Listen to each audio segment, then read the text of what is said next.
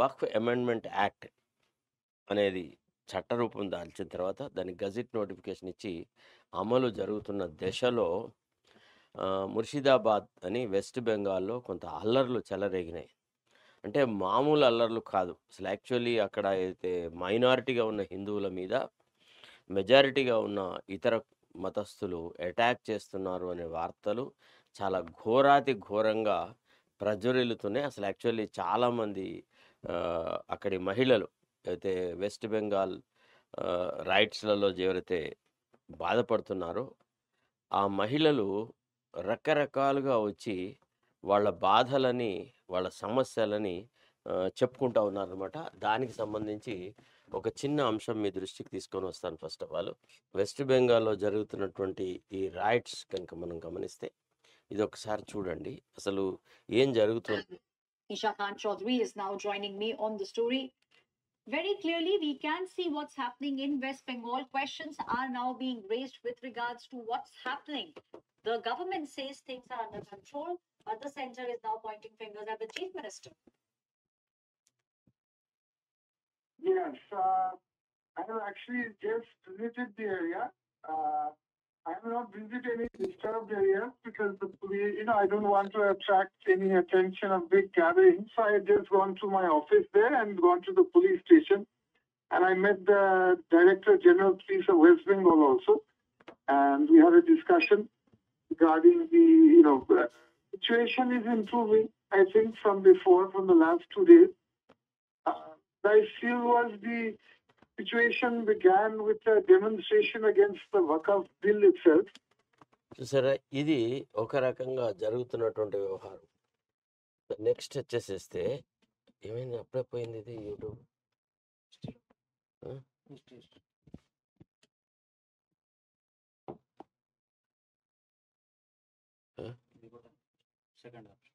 ఇదే ఇదే ఇది కదా, దీని తర్వాత నెక్స్ట్ క్లిక్ కావాలంటే. సో ఇట్లా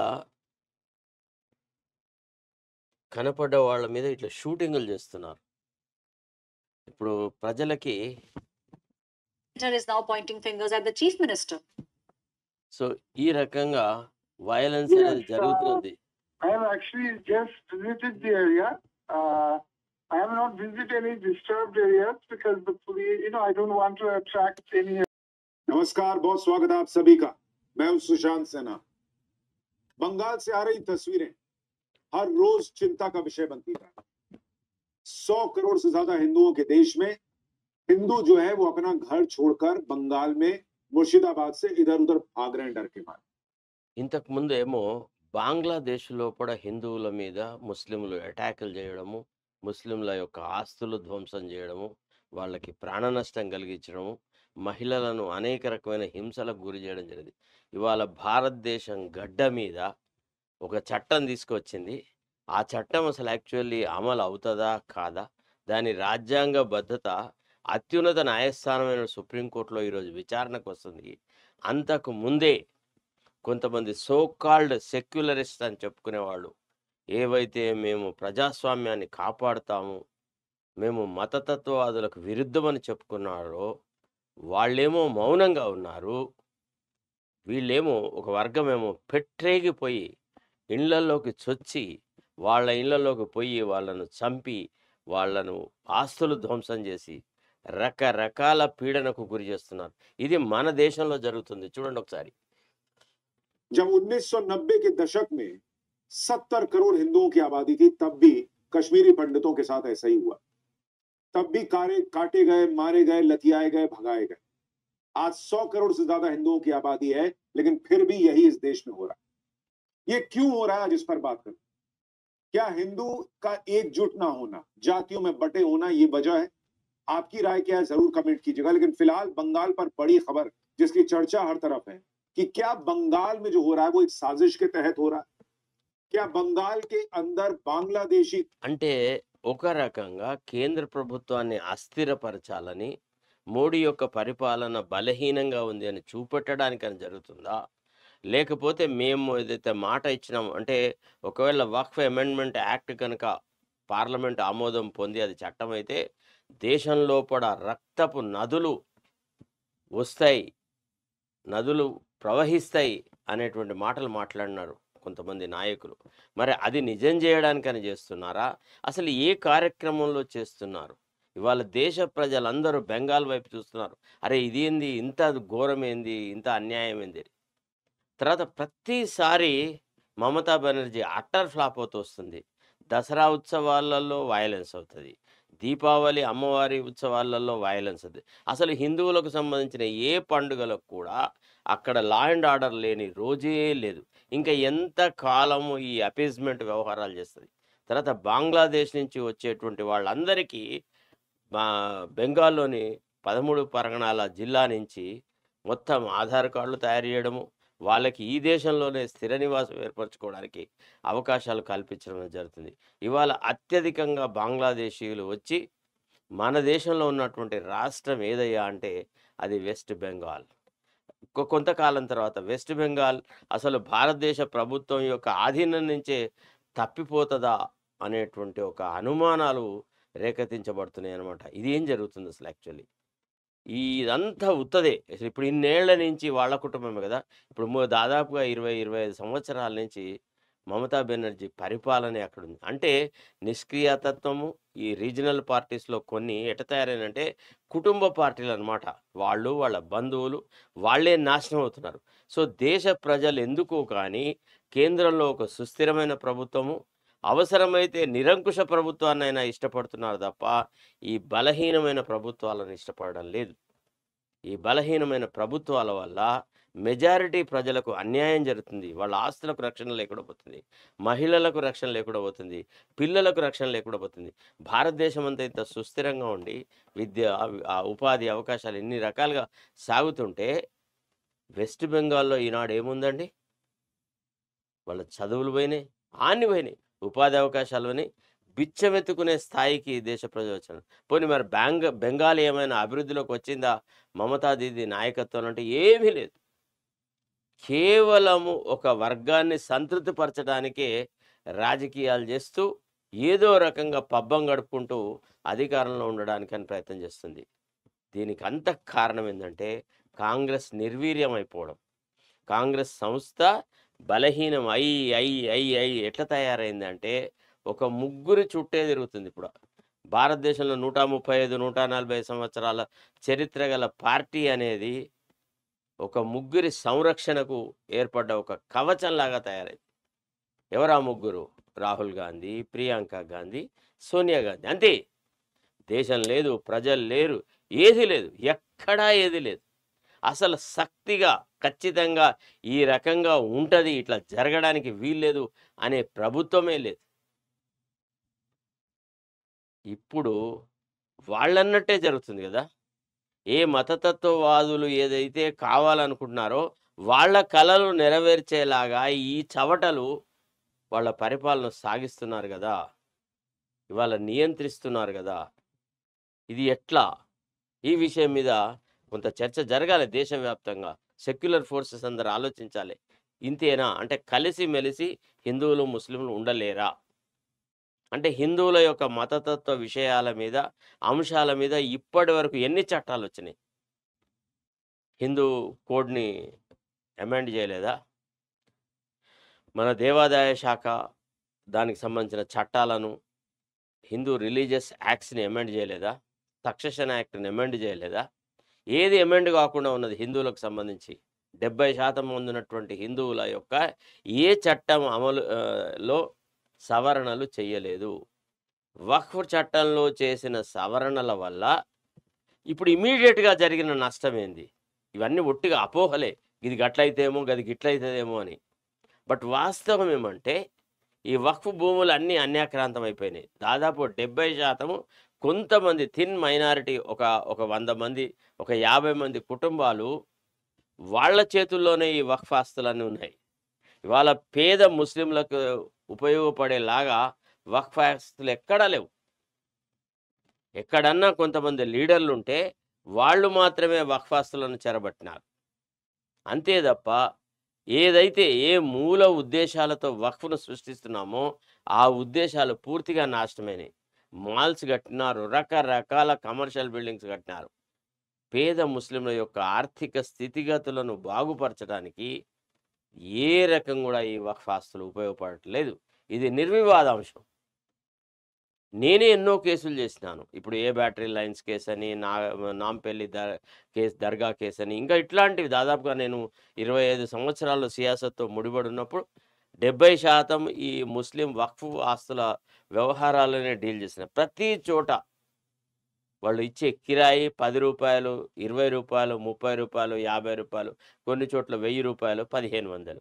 మరి పోనీ ఎవరైతే లీజుకు తీసుకున్నాడో వాడున్నాడంటే వాడు వాడు వేరే వాళ్ళకి ఇచ్చేసేసి ఆర్థికంగా బాగా లాభాలు సాధిస్తున్న వాళ్ళు నామినల్ డబ్బులు కట్టి ఆ ఆస్తిలో ఉన్నారు.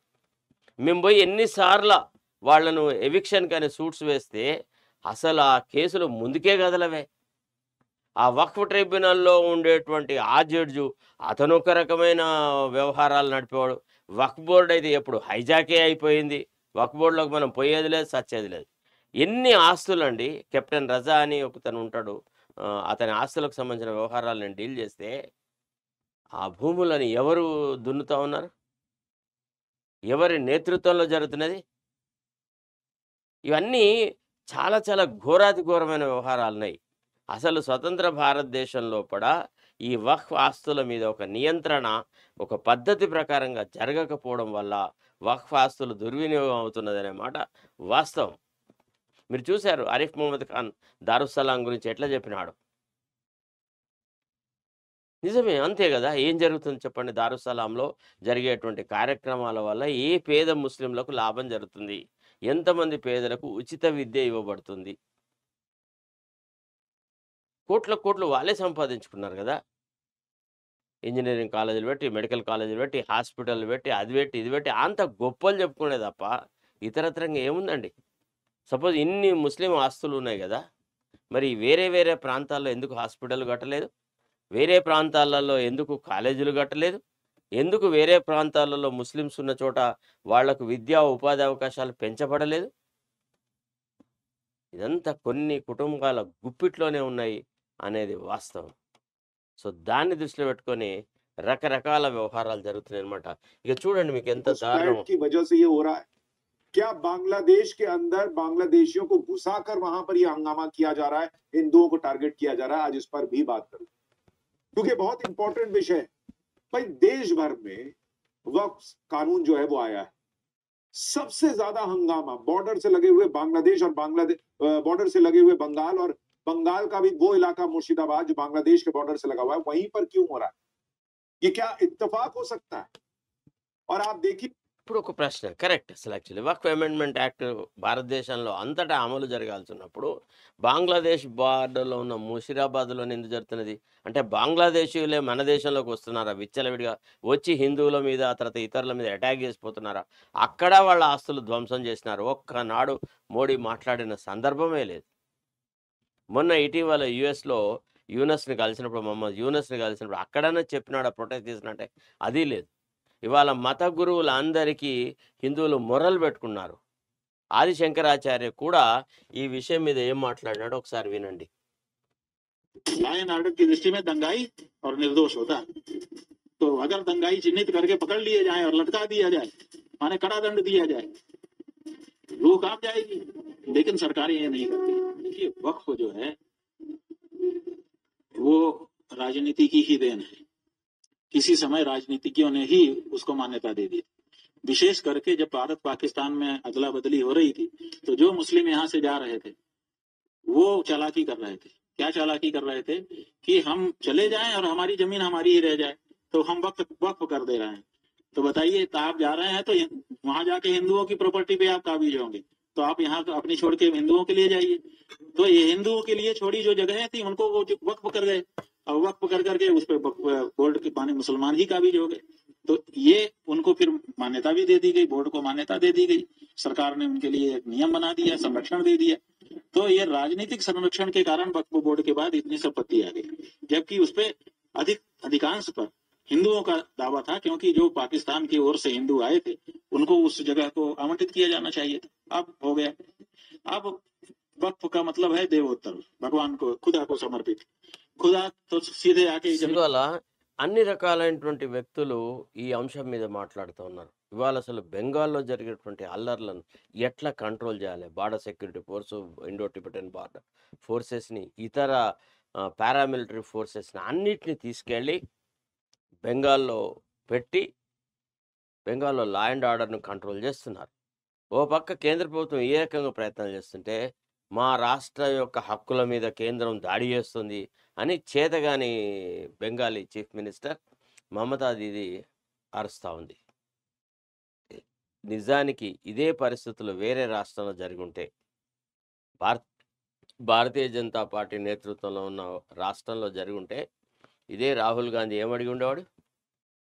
మణిపూర్ మీద ఎంత అల్లరి చేసినాడు కదా రాహుల్ గాంధీ, ఇప్పుడు ఎందుకు బెంగాల్ గురించి మాట్లాడుతున్నాడు? బెంగాల్ అల్లర్ల మీద ఉత్తరప్రదేశ్ మాజీ ముఖ్యమంత్రి అఖిలేష్ యాదవ్ ఎందుకు మాట్లాడు, తేజస్వి యాదవ్ ఎందుకు మాట్లాడు, కేజ్రీవాల్ ఎందుకు మాట్లాడు, ఇతర నాయకులు ఎందుకు మాట్లాడు? అంటే వాళ్ళ ప్రాణాలు కదా, వాళ్ళ ఆస్తులు కదా. అంటే ఈ సో కాల్డ్ సెక్యులర్ ఫోర్సెస్ అనేవాళ్ళు సెలెక్టివ్లీ మాట్లాడతారు. ఇప్పుడు ఎందుకో రాహుల్ గాంధీ పోడు బెంగాల్కి? ప్రతిసారి ప్రధానమంత్రి నువ్వు మణిపూర్ పోలేదు అని మాట్లాడు కదా. దేశ ప్రతిపక్ష నాయకుడు ఒక్కసారన్నా మణిపూర్లో జరిగే అల్లర్ల మీద మాట్లాడుతున్నాడా, నోరు విప్పుతున్నాడా? సో ఈ ఫెయిల్యూర్ అంటే ఈ రకంగా పక్షపాత ధోరణి ప్రవర్తించడం వల్లే, అవలంబించడం వల్లే కాంగ్రెస్ అనేది నామ రూపాలు లేకుండా పోతుంది దేశంలో. ఇంకా కాంగ్రెస్ని ఎవరు దగ్గరికే రానియడిగా అయిపోయింది, కథం, ఫినిష్. కాంగ్రెస్ అంటే ఓన్లీ ఒక family party, that's all. It is ఒక కుటుంబ పార్టీ అనే స్థాయికి దిగజార్చినారు. అంతటా అంతే, రాష్ట్రాల్లో అంతే, దేశంలో అంతే. ఏడ చూసినా కానీ కుటుంబాలు కుటుంబాలు కుటుంబాలు, పచ్చి అవినీతి. కాంగ్రెస్ ప్రభుత్వం, Congress today stands for corruption అనే స్థితికి తీసుకువచ్చినారు అని ఇవాళ మనకు కేంద్ర స్థాయిలో నడుపుతున్నటువంటి దేశవ్యాప్తంగా ఉన్న పత్రికలు గగ్గోలు పెడుతున్నాయి. ఇవాళ వీళ్ళు చెప్పేది అంత అబద్ధమా? ఇదంతా అసలు యాక్చువల్ అక్కడ పోయి ప్రాణాలకు తెగించి అక్కడ జరుగుతున్న దాన్నంతా కెమెరాలో బంధించి తీసుకువచ్చి ప్రసారాలు చేస్తున్న మాధ్యమాలు ఇవన్నీ మోడీవా లేకపోతే ఇంకెవడివన్నా? ఇండిపెండెంట్గా ఉండేటువంటి ఏజెన్సీస్ కూడా ఇవే మాటలు మాట్లాడుతున్నాయి. ఇక చూడండి, ఇంకా ఇంకా ఘోరము. అసలు मुर्शिदाबाद में कट्टरपंथियों के हमले के बाद हिंदू डरे हुए हैं। पूरे इलाके में बीएसएफ, सीआरपीएफ और पैरामिलिट्री फोर्सेस की कंपनियां तैनात हैं। इसके बाद पुलिस ने भी एक्शन शुरू किया है। वक्फ कानून को लेकर बंगाल में जो हिंसा हुई उसमें अब तक 221 लोगों की गिरफ्तारी हो चुकी है। लेकिन जिस तरह से वहां पर हिंदुओं को चुन चुनकर निशाना बनाया गया, उनके घर जलाए गए, दुकानें जलाई गई, मंदिर तोड़े गए, गाड़ियां फूकी गई, उसके निशान एक एक करके सामने आ रहे हैं। आज पहली बार हमारे संवाददाता मनीष भट्टाचार्य और ओंकार सरकार मुर्शिदाबाद के उन इलाकों में पहुंच पाए जहां दंगाइयों की भीड़ ने चुन चुनकर हिंदुओं को निशाना बनाया था। ओंकार ने बताया कि अभी इन इलाके के हिंदुओं के पास कुछ नहीं बचा। घर के सामान के साथ साथ गहने और कैश भी जल गए या दंगाई लूट कर ले गए। ఆస్తులు ధ్వంసం చేసినారు, నగలు దొంగతనం చేసినారు, ఇండ్లు ఊలగొట్టినారు, నానా యాతనలు చేసినారు. అసలు బెంగాల్లో ప్రభుత్వం ఉందా అనేటువంటి ఒక అనుమానం కలిగించేలాగా ఈనాడు బెంగాల్లో పరిస్థితులు మారుతున్నాయి. ఇదే భారతీయ జనతా పార్టీ నేతృత్వంలోని రాష్ట్రంలో ఈ రకమైన పరిస్థితి ఉంటే నిమిషాల మీద ప్రెసిడెంట్ రూల్ పెట్టమని రాహుల్ గాంధీ అడుగుండేవాడు. ఎప్పటి నుంచి అడిగినాడు రాహుల్ గాంధీ, మణిపూర్లో ప్రెసిడెంట్ రూల్ పెట్టండి, ప్రెసిడెంట్ రూల్ పెట్టండి పెట్టండి పెట్టండి అన్నాడు. ఇప్పుడు అడగమను, 5 నిమిషాల్లో పెట్టి పారేస్తారు. ఆ ప్రభుత్వం అట్టర్ ఫ్లాప్ అయింది అనే దానికి ఇంకా ఉదాహరణలు అవసరం లేదు. ప్రజల మానధన ప్రాణాలను కాపాడలేని చవట ప్రభుత్వం ఉన్నా ఒకటే, పోయినా ఒకటే. అది మమతా దీదిదైనా అంతే, సిద్ధరామయ్యదైనా అంతే, రేవంత్ రెడ్డిదైనా అంతే, లేకపోతే ఇంకెవడన్నా బీజేపీ పాలిత రాష్ట్రాలదైనా అంతే. ప్రజలకి రక్షణ కల్పించాలి. ప్రభుత్వం అంటే ఏంది? ప్రజల మానధన ప్రాణ రక్షణ కల్పించేదాన్ని ప్రభుత్వం అంటారు. ప్రభుత్వం ఇంత బలహీనంగా ఉండకూడదు. అంటే రాజకీయ మనుగడ కోసమని దేన్నైనా సాక్రిఫైస్ చేస్తాము అనే ఒక ఆలోచన చాలా ఘోరంగా ఉందన్నమాట. ముస్లింల ఓట్లతోనే గెలుస్తున్నది ప్రతిసారి. కాబట్టి ముస్లింల ఓట్ల కోసమని ఈ మమతా దీది ఈ రకమైనటువంటి థర్డ్ క్లాస్ రాజకీయాలు నడుపుతుంది. అందుకే అమిత్ షా వాళ్ళు చాలా కఠినంగా మాట్లాడుతూ ఉన్నారు.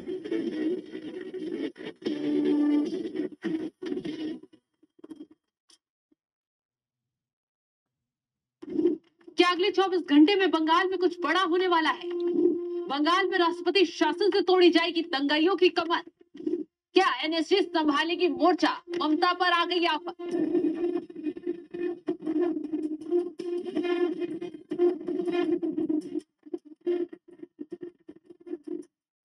नमस्कार, आप देख रहे हैं निमित न्यूज में आपके साथ शबनम। वक्फ कानून के खिलाफ अब पश्चिम बंगाल जल रहा है। मुर्शिदाबाद में दंगाइयों ने न सिर्फ पुलिस फोर्स को निशाना बनाया है, बल्कि बीएसएफ के जवानों पर भी पथराव कर डाला है। ऐसे में अब मोदी शाह ने शक्ति दिखाई तो एक एक दंगाई की तेजी से कमर तोड़ने का काम। ఇప్పుడు చూడండి, ఇట్లా జరిగేటువంటి ఈ కార్యక్రమాలు, ఈ వార్తలు చెప్పేటువంటి వాళ్ళు హిందువులు కాదు, ఆర్ఎస్ఎస్ కార్యకర్తలు గారు, ముస్లిం జర్నలిస్టులు కూడా ఇదే మాట చెప్తున్నారు. ఇప్పుడు చూడండి, ఈ అమ్మ ఎవరి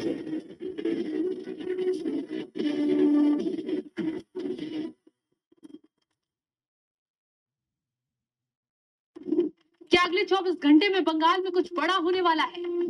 बंगाल में राष्ट्रपति शासन से तोड़ी जाएगी दंगाइयों की कमर। क्या एनएसजी संभालेगी मोर्चा? ममता पर आ गई आफत।